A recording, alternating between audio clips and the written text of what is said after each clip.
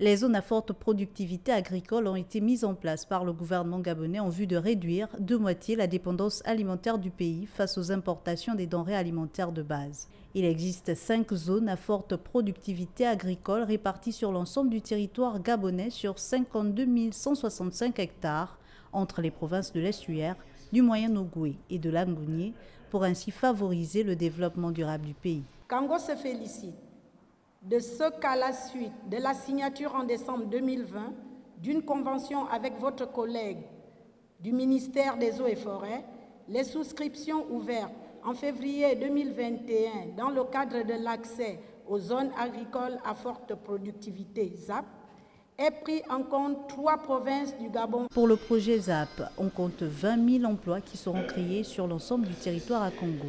Le ministre de l'Agriculture et de l'Alimentation a d'ailleurs procédé à l'installation du comité de suivi de ce projet. Le comité, qui est composé des membres représentant aussi bien les populations que l'administration, devra s'assurer de la prise en compte des intérêts des populations du Comé-Kango. Il devra statuer sur l'utilisation de la part des populations locales dans les fonds générés par la valorisation des espèces forestières contenues dans les ZAP de Kango. Enfin, ce comité devra encourager et soutenir les populations locales dans l'exploitation des parcelles dans la ZAP de Kango et traiter tout conflit pouvant résulter des activités d'aménagement et d'exploitation du site.